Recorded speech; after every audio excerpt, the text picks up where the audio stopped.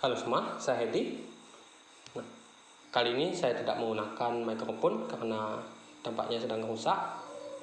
Jadi saya menggunakan HP ini untuk merekam suara. Semoga saja hasilnya tetap bagus. Nah, pada video kali ini saya akan membahas tentang 8 tahap analisa saham secara fundamental yang biasa saya lakukan. Setiap kali saya hendak membuat keputusan investasi saham. Nah, untuk itu saya dibantu dengan template Excel ini, yang mana Anda bisa mengunduhnya secara gratis. Linknya ada di deskripsi di bawah. Setiap saya melakukan analisa secara menyeluruh, saya selalu mengandalkan template tersebut karena telah mencakup seluruh data yang saya butuhkan dalam investasi saham. Maka dari itu, saya sangat gemar mengumpulkan berbagai data dan menganalisa emiten sebanyak-banyaknya. Saat ini saya telah memiliki file Excel analisa saham lengkap untuk 267 emiten. Namun template tersebut saya tidak buat secara berurutan. Mengingat yang pertama, saya melakukan analisa saham secara dinamis, jadi saya tidak menetapkan urutan yang sangat baku. Kemudian yang kedua, tentu mengubah posisi template tersebut akan membuat saya kebingungan kembali, kecuali jika saya melakukannya secara serentak terhadap 267 emiten yang telah saya miliki analisanya. Jadi itu sangat merepotkan dan menyita banyak waktu. Jadi saya biarkan saja seperti itu karena saya sudah paham betul akan template tersebut. Jadi saya hafal di mana posisi setiap data yang saya butuhkan. Misalnya jika saya membutuhkan data dividen, saya langsung lompat ke bagian dividennya. Nah, berikut adalah langkah-langkah umum yang biasa saya lakukan dalam analisa saham. Dan tentu tahapan ini bukanlah tahapan yang baku.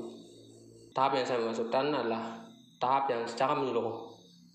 Dari pertama kali saya memilih suatu emiten untuk dianalisa hingga menjadi suatu keputusan investasi. Nah, yang pertama, saya mencek seluruh emiten yang terdaftar di Bursa Efek Indonesia satu persatu dari A sampai Z.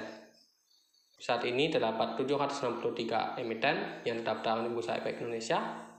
Saya melakukan analisa sekilas satu persatu emiten tersebut dengan menggunakan bantuan aplikasi penyedia data analisa saham. Saya sangat menyukai memilih emiten dengan cara menganalisa satu persatu ini ketimbang melakukan screening saham, karena seringkali terdapat perusahaan yang sebenarnya sangat bagus namun tidak lolos screening hanya karena ada satu atau dua hal yang membuatnya tidak lolos seleksi. Cara untuk melihat seluruh emiten yang terdaftar di Bursa Efek Indonesia sangat mudah. Kita tinggal membuka situs resmi IDX atau Bursa Efek Indonesia. Kemudian kita buka di data pasar. Dan pada bagian data saham ini terdapat daftar saham.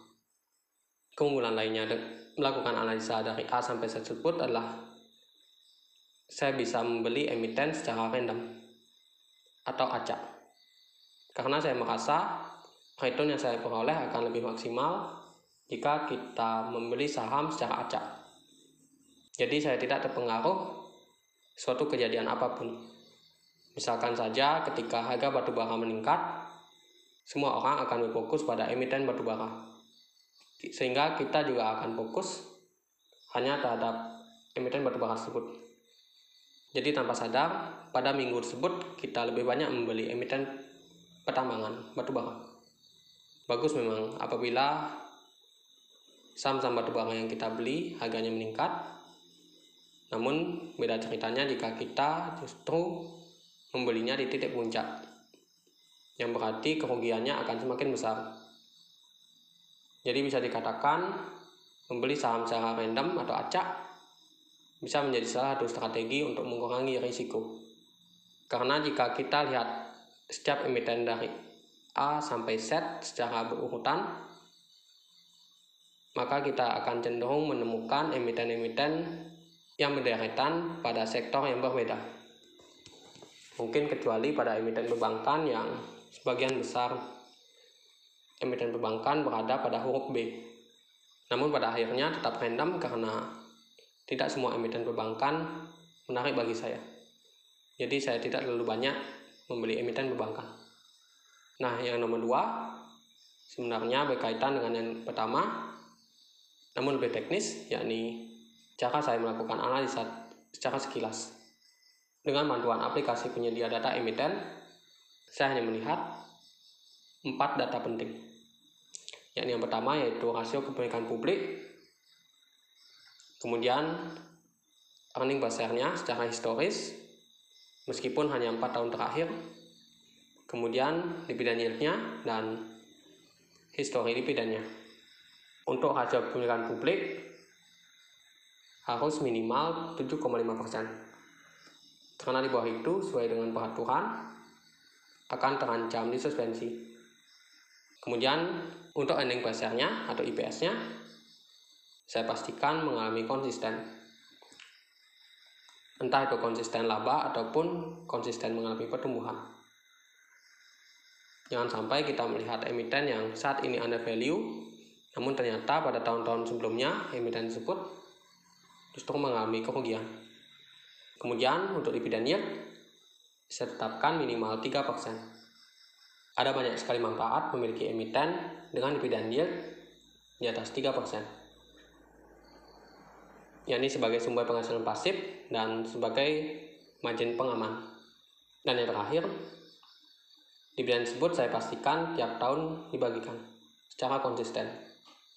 Nah, yang ketiga, emiten yang lolos seleksi kemudian dilakukan analisa secara mendalam dengan menggunakan template Excel yang biasa saya gunakan.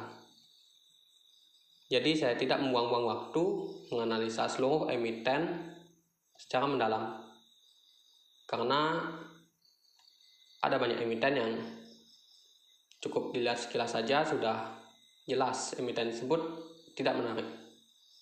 Jadi saya hanya menganalisa emiten yang kiranya menarik bagi saya. Cara mengisi template tersebut sudah saya bahas di video sebelumnya. Dan apabila template tersebut telah diisi, maka langkah berikutnya adalah melakukan analisa dengan menggunakan template tersebut. Yakni kita lanjut yang keempat, yaitu dividen. Saya sangat menyukai dividen karena dividen tersebut bisa menjadi sumber penghasilan pasif dan bisa sebagai margin pengaman. Karena seringkali emiten yang sangat bagus dan under value, harga sahamnya cenderung sideways atau bahkan mengalami penurunan. Jadi selama saya menunggu penurunan harga tersebut, saya masih bisa menikmati dividennya. Jadi dengan template tersebut, saya mencek dividen yield-nya baik untuk saat ini maupun secara historisnya. Dan saya juga melihat histori pembagian dividennya dibandingkan dengan pertumbuhan laba bersihnya. Yang saya lihat adalah konsistensinya dan valuasinya. Dividen yield juga bisa berperan sebagai salah satu instrumen untuk menilai valuasi saham. Jadi saya gunakan itu juga untuk analisa valuasi. Kemudian saya juga memastikan dividen yang dibagikan masuk akal. Karena seringkali ada perusahaan yang memberikan dividen dengan jumlah yang sangat tinggi, namun ternyata jauh melampaui laba bersihnya, dan itu tidak berkelanjutan. Untuk yang kelima, setelah saya melakukan penilaian dividen dan saya melihat emiten ini cukup menarik dari segi dividennya, saya melihat risikonya. Risiko yang paling saya lihat yaitu risiko hutangnya, karena ini sangat berkaitan dengan keberlanjutan perusahaan. Nah, untuk itu saya menggunakan rasio hutang jangka panjang dibanding dengan ekuitasnya. Rasio tersebut sangat penting, namun jarang dibahas maupun dicantumkan di aplikasi penyedia data keuangan. Padahal seringkali emiten yang memiliki hutang jangka panjang yang tinggi rentan mengalami suspensi akibat gagal membayar hutang jangka panjangnya.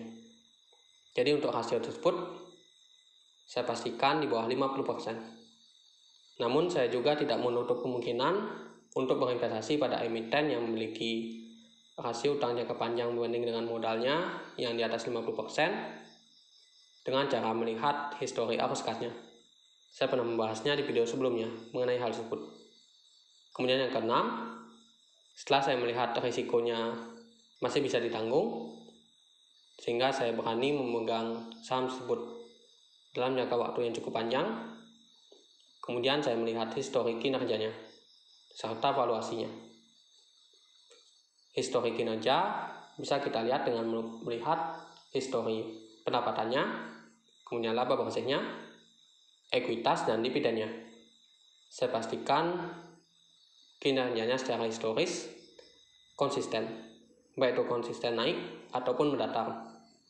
Sedangkan untuk valuasi, saya menggunakan histori PE rasio, PBV, dan dividen yield. Jadi saya menggunakan PE rasio dan PBV hanya untuk melihatnya secara historis, bukan untuk saat ini. Untuk saat ini saya tidak terlalu peduli apakah PE rasio dan PBV-nya tinggi atau rendah. Namun saya sangat tertarik melihat perubahan PE rasio dan PBV tersebut secara historis. Karena saya bisa melihat di mana posisi harga sahamnya saat ini. Kemudian yang ketujuh, yaitu histori ROE-nya. Namun sebelum itu, saya hanya menganalisa histori ROE pada emiten yang memiliki ROE di atas 10%. Karena setelah itu saya perlu melakukan validasi apakah ROE tersebut berkelanjutan atau tidak. Atau apakah ROE tersebut telah mengalami pertumbuhan setidaknya 2 tahun terakhir atau tidak. Dan apabila memenuhi persyaratan tersebut, maka saya masukkan emiten yang bersangkutan ke dalam kategori magic formula, yaitu perusahaan yang murah dan dengan pertumbuhan yang cepat. Jadi memungkinkan mendapatkan gain yang sangat tinggi.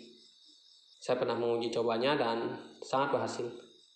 Namun jika tidak memenuhi persyaratan ROE di atas 10% dan mengalami pertumbuhan tersebut, bukan berarti emiten tersebut buruk. Saya tetap berinvestasi apabila emiten tersebut memang murah dan bagus, namun dalam porsi yang tidak sebanyak magic formula. Nah, yang kedelapan, barulah kita membuat keputusan investasi. Nah, saya pribadi biasanya membagi keputusan investasi menjadi 4. Yaitu yang pertama, yaitu emiten blue chip under value. Kemudian yang kedua, saham magic formula. Yang ketiga, saham under value. Dan yang terakhir, saham yang tidak menarik. Kategori tersebut menentukan berapa banyak uang yang saya investasikan pada masing-masing emiten. Yang paling banyak yaitu pada emiten blue chip under value. Pada emiten tersebut, saya hanya mencantumkan emiten yang memiliki mood atau emiten yang sudah sangat kuat, baik secara branding maupun pemasarannya, dan tampaknya akan terus bertahan atau bahkan terus mengalami pertumbuhan hingga setidaknya 10 tahun ke depan. Kemudian yang berikutnya, saham magic formula dengan syarat ROE di atas 10% dan ROE tersebut mengalami pertumbuhan setidaknya 2 tahun terakhir. Emiten yang masuk magic formula ini bisa emiten apapun, meskipun bukan perusahaan yang dikenal banyak orang.